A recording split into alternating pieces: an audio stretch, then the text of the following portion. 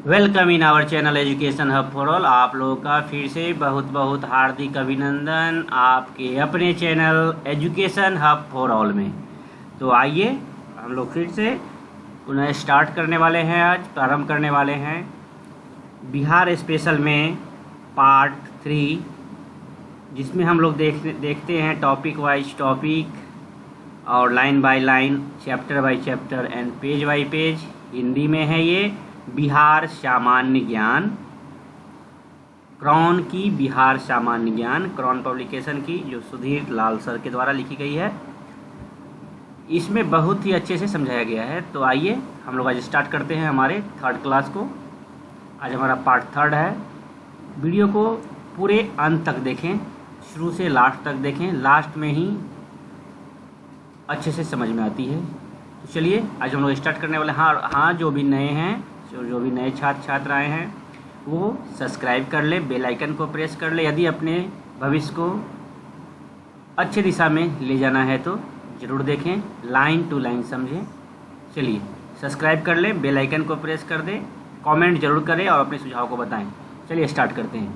प्राचीन बिहार में शासन प्रबंध, आज का जो हमारा टॉपिक है, प्राचीन बिहार में शासन का क्या प्रबंध है।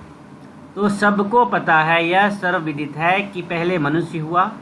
सबसे पहले क्या हुआ? तो मनुष्य हुआ और उसने अपना क्या बनाया? समाज बनाया। मनुष्य कहीं भी रहेंगे तो बिना समाज के आप रह नहीं सकते हैं। इसलिए अरिस्टोटल ने कहा था क्या? मनुष्य एक सामाजिक प्राणी है। उस पर उन्होंने एक्सपेरिमेंट भी किया था कि एक को समाज में रखा, एक को समाज से बाहर रखा। तो मनुष्य एक सामाजिक प्राणी है, उस एक्सपेरिमेंट से पता चलता है। तो सबसे पहले मनुष्य हुआ, उसके बाद क्या हुआ? तो उसने अपना समाज बनाया। आदि काल में समाज का नेतृत्व निश्चित रूप से कोई कुशल व्यक्ति ही रहा होगा, ठीक है, जिसने स्थिति के अनुरूप समाज का संचालन करने का अनुभव प्राप्त किया होगा। कालांतर में मनुष्य जाति के प्रगति पथ पर चलता हुआ विकास करता गया। मनुष्य जाति जो है अपने प्रगति पथ पर चलते हुए अपने को क्रमानुसार विकसित करता चला गया। प्रगति का सम प्रत्यय उतना ही प्राचीन है जितना कि स्वयं मानव समाज का इतिहास। प्रारंभिक समाज के लोगों ने आवश्यकताओं के अनुरूप एक शासन व्यवस्था स्थापित की, क्योंकि बिना शासन व्यवस्था का समाज या कहीं पे कुछ भी परंपरागत रूप से नहीं चल सकता है। इसलिए क्या किया? प्रारंभिक समाज के लोगों ने आवश्यकता के अनुरूप एक शासन व्यवस्था की स्थापना की। तभी से यह परंपरागत रूप से चली आ रही है। शासन का अर्थ क्या होता है? शासन मतलब सरकार। किसी शासन या किसी सरकार के द्वारा अपने समाज का संचालन, प्रबंधन, नियंत्रण, निर्देशन आदि करना। प्राचीन बिहार के मगध, अंग, वैशाली तथा मिथिला में तत्कालिक आवश्यकताओं के अनुरूप शासन व्यवस्था स्थापित हुआ। वज्जिका की कौमुदी महोत्सव, याद रखेंगे, कौमुदी महोत्सव नामक नाटक में ईसा पूर्व 700 से लेकर 700 ईस्वी तक के राजवंशों का वर्णन है। याद रखेंगे, कौमुदी महोत्सव नामक एक नाटक है जिसमें 700 ईसा पूर्व 700 से लेकर 700 ईस्वी तक के जितने भी राजवंश हुए का वर्णन है। बिहार के प्राचीन शासकों को तितिस्कु, शोधुन्न, नवगोदिष्ठा, इक्ष्वाकु, निमि, मिथि आदि के आख्यान भी प्राचीन साहित्य में है। पुराणों में प्राचीन बिहार के 16 याद रखेंगे, प्राचीन बिहार के 16 संप्रभु राजाओं का वर्णन है। 16 संप्रभु राजाओं का वर्णन है। ये भी याद रखेंगे, किसमें? तो पुराणों में। ओके, नेक्स्ट अब हम चलेंगे वंश पे, जो कि वंशों का वर्णन है। सबसे पहले हम देखेंगे वृहद्रथ वंशीय शासन। वृहद्रथ वंशीय शासन क्या है? वेरी वेरी इंपॉर्टेंट टॉपिक है। वीडियो को पॉज करके देखें और राइट डाउन भी करें, और वीडियो को भगा कर नहीं देखें, शुरू से अंत तक देखें। वीडियो बनाने की मकसद यही है कि आपको फ़ायदा हो सके। आप मेरी फ़ायदा नुकसान की बात न सोचें, लेकिन अपने फ़ायदा एग्जामिनेशन में क्वेश्चन देखने को मिलती है। वीडियो बनाने में मेहनत लगती है, इसीलिए वीडियो को लास्ट तक देखें, शुरू से लास्ट तक। तो आइए बृहद्रथ वंशीय शासन की बात करें हम लोग। तो मगध में चेदीराज वस्सु के शासन करने का उल्लेख मिलता है। मगध में चेदीराज वस्सु के शासन करने का उल्लेख मिलता है। महाभारत तथा पुराणों के अनुसार मगध राजवंश का प्रतापी राजा बृहद्रथ था। ये क्या था? मगध राजवंश का प्रतापी राजा बृहद्रथ था। यह महाभारत संहिता के अनुसार बृहद्रथ का पुत्र जरासंध था। बृहद्रथ का पुत्र कौन है? बृहद्रथ का पुत्र जरासंध था। ओके, अब जरासंध मगध का प्रतापी सम्राट था। ओके, उसके बाद भागवत पुराण स्कंद 10 अध्याय 72 में और महाभारत के सभा पर्व में भी जरासंध वध की कथा है। जरासंध को जानते हैं आप? इसमें जरासंध को बृहद वंश का नवम राजा कहा गया है। नवमा राजा कहा गया है।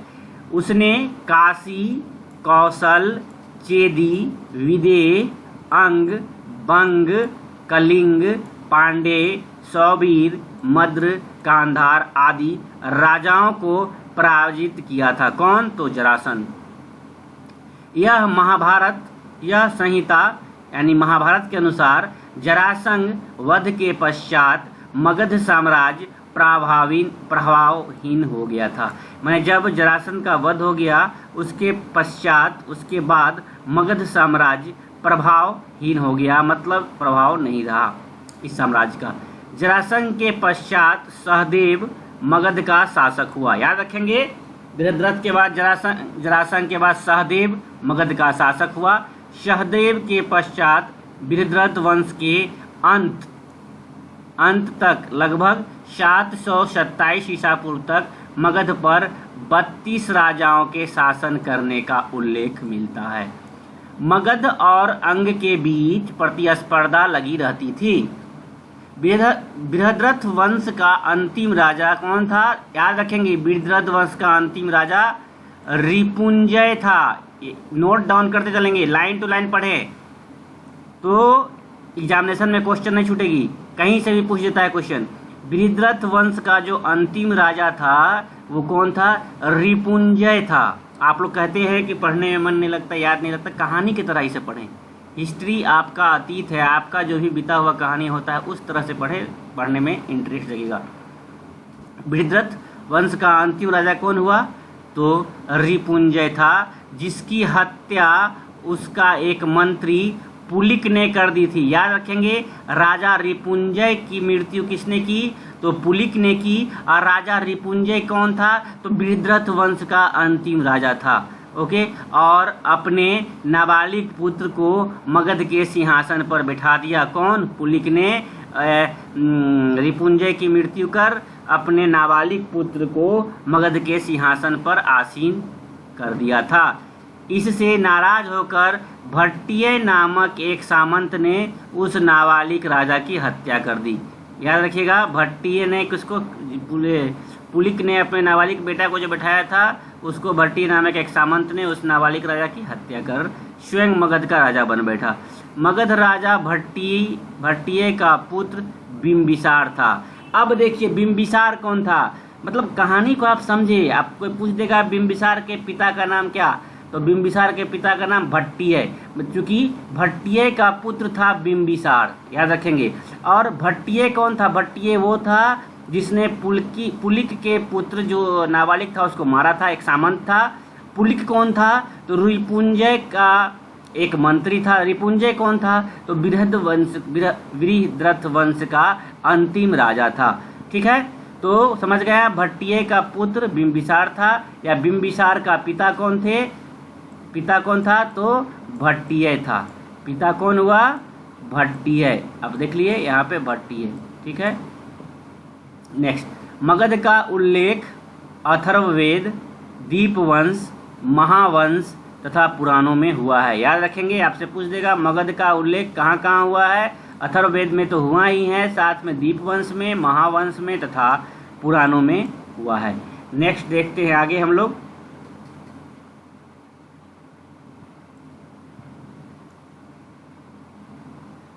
तो बृहद वंश देख लिए, अब देखेंगे हम हर्यक वंश। बृहद्रथ वंश देख लिए, अब देखेंगे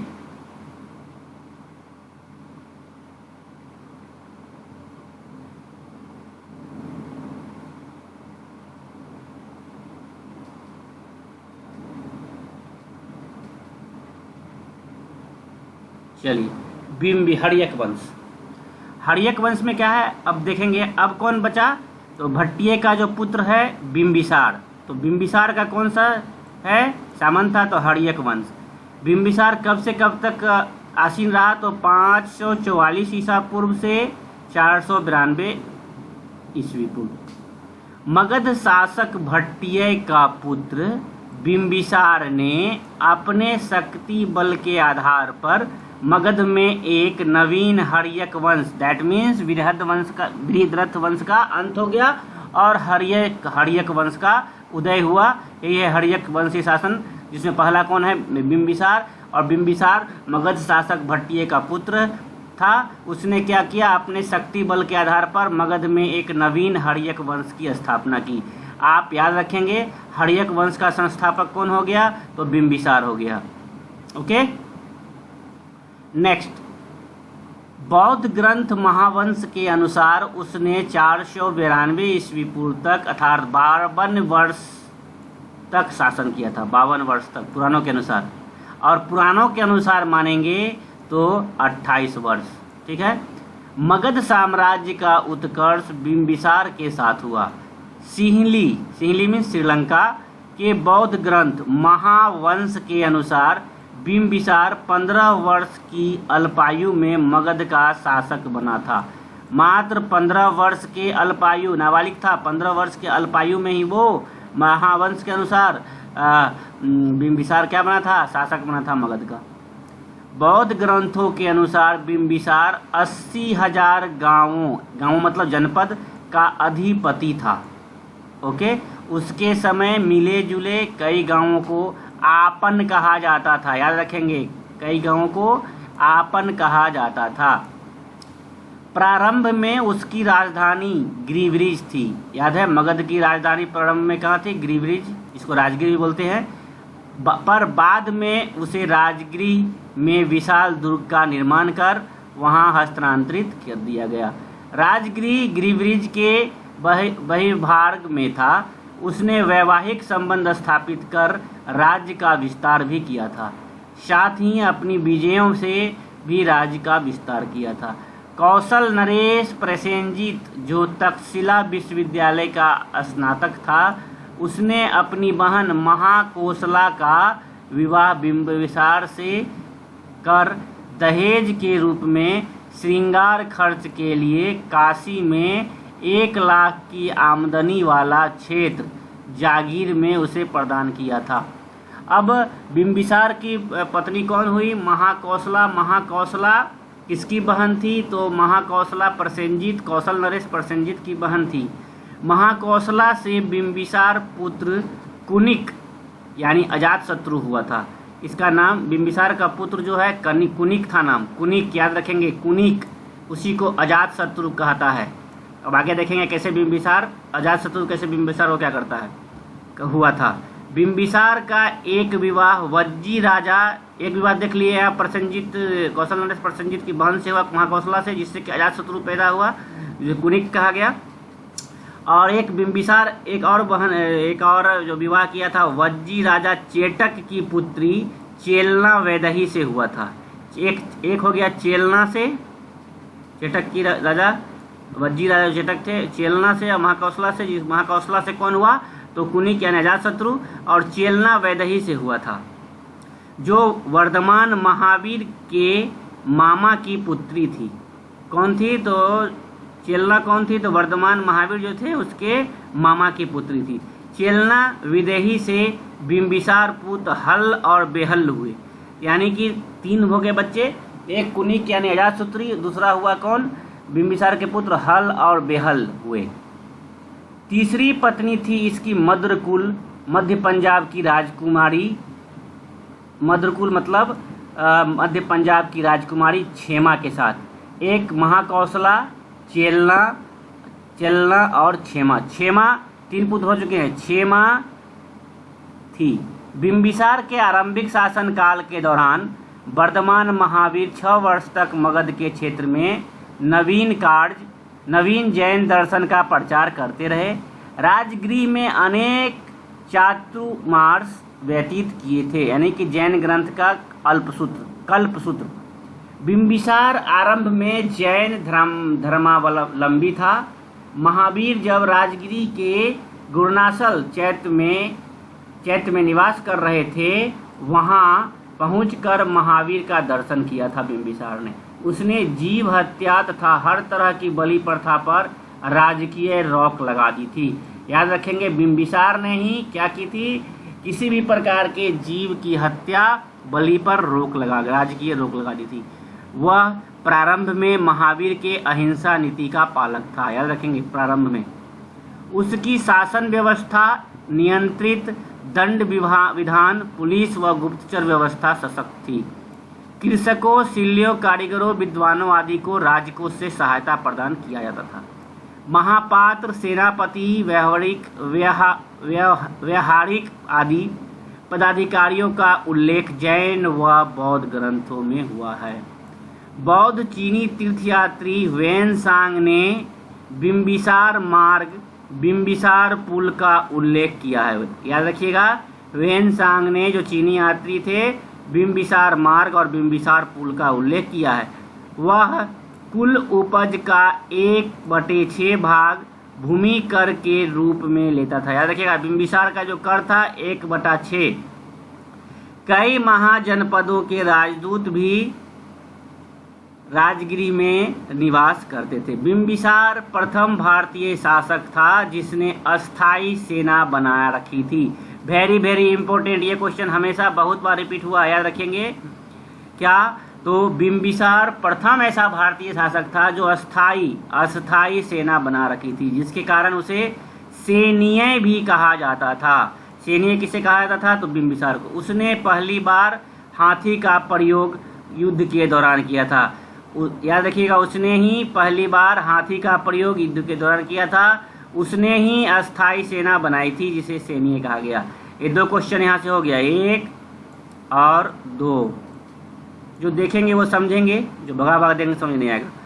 बिंबिसार के शासनकाल के दौरान भारत में 16 महाजनपद थे। याद रखेंगे, बिंबिसार के शासनकाल के दौरान भारत में कितने जनपद थे, अभी पढ़ रहे हैं, कितने महाजनपद थे, 16 थे, जो आपस में प्रतिस्पर्धा करते थे। 16 महाजनपद थे, जिसमें मगध, काशी, कौशल, अंग, वज्जी, मल्ल, चेदी, वत्स, कुरु, पांचाल, मत्स्य, शूरसेन, अस्सक, अवंती, गांधार तथा कंबोज। इनमें मगध बिंबिसार के समय से उत्तरोत्तर विकास करता जा रहा था। जैन तीर्थंकरों में पार्श्व एवं महावीर के कारण मगध का महत्व काफी बढ़ गया था। बिहार से ही जैन धर्म 16 महाजनपदों तक विस्तार पाया था, बिहार से ही, और वहाँ जैन धर्म बहुसंख्यकों का धर्म हुआ करता था। बिंबिसार के शासन काल में मगध का विस्तार संपूर्ण बिहार में हो गया था तथा उसका प्रभाव कौशल, मद्र, लिच्छवी, अवंती, गंधार, कंबोज, पांचाल, मत्स्य तक बढ़ गया था। अवंती नरेश प्रघोत के साथ मैत्री संबंधित स्थापित कर मगध का प्रभाव क्षेत्र बढ़ाया था।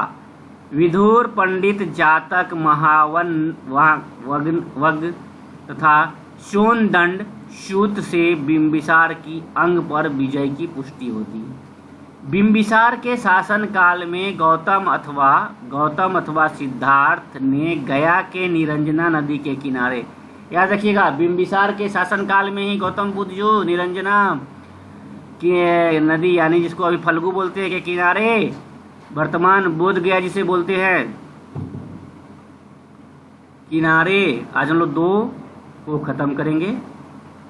इन 2 जो वंश है, एक बृहद वंश देखे, एक हरियक वंश में बिंबिसार। गया में जो है एक पीपल वृक्ष के नीचे 528 ईसा पूर्व सर्वोच्च ज्ञान यानी बोधि प्राप्त किया था। तब से उन्हें बुद्ध, सर्वोच्च स्थिति में पहुंचा हुआ व्यक्ति को कहा था बुद्ध।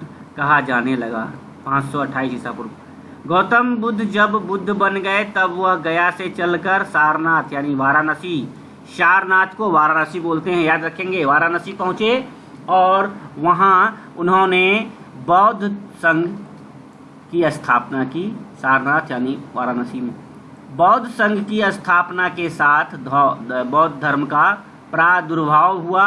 बुद्ध द्वारा बनाए 4 आर्य सत्यों एवं इस पर आधारित अष्टांग मार्ग ने मगध, वैशाली, अंग, मिथिला में एक जबरदस्त धार्मिक क्रांति उत्पन्न कर दी। बुद्ध के विचारों में जो मौलिक सरलता थी उसने आम जन पर गहरा प्रभाव जमाया। बिंबिसार ने भी हृदयस्थ भाव से बुद्ध के विचारों को आत्मसात कर ली। समझ गए? बिंबिसार के समय कौशल की नगर वधु अम्रपाली की तरह नगर वधु थी। राजगिरी की नगर वधु शालवती बनाई गई थी। चाहने वाले से अम्रपाली एक रात्रि का जहाँ 50 करसान लेती वहाँ शालवती 100 करशापन लेती। जो भी जात में करती उसका 50 या 100 करसान लेती। बिंबिसार ने भिन्न भिन्न शिल्पियों के लिए संघ का निर्माण करवाया था। जातक में 18 प्रकार के शिल्पकारों के संघ की चर्चा है। याद रखिए किसमें? जातक में 18 प्रकार के शिल्पकारों के संघ की चर्चा है। बिंबिसार ने अपने राजवैद्य जीवक को बौद्ध भिक्षुकों की व्यवस्था सेवा के लिए गौतम बुद्ध के साथ लगा दिया था। राजवैद्य जीवक बुद्ध के महापरिनिर्वाण तक यानी महापरिनिर्वाण का हुआ 400 ईसा पूर्व 486 उनके साथ रहे थे। उसने महानिर्वाण में मृत्यु काश्यप संहिता नामक ग्रंथ की रचना की थी। कौन? तो जीवक ने। अब नेक्स्ट क्लास में हम लोग देखेंगे अजातशत्रु को। अजातशत्रु के बाद हम लोग देखेंगे नेक्स्ट हमारा क्लास में आएगा उदयन। एक एक करके पढ़ेंगे तो अच्छा रहेगा, क्योंकि वीडियो बड़ा हो जाने के बाद आप लोगों को भी। अब अजातशत्रु बिंबिसार का पुत्र था। कुनिक जो महाकौशला से पैदा हुआ था, ज्येष्ठ पुत्र था, उत्तराधिकारी इसे ही बनाया गया था। तो चलिए आज के लिए इतना ही। नेक्स्ट वीडियो में मिलते हैं। जो भी नए हैं वो सब्सक्राइब कर ले, बेल आइकन को प्रेस कर ले ताकि कोई भी नोटिफिकेशन आप तक जल्द से जल्द पहुंच सके। चलिए बाय बाय, टेक केयर। अपनी सुझाव कमेंट में बताएं। धन्यवाद।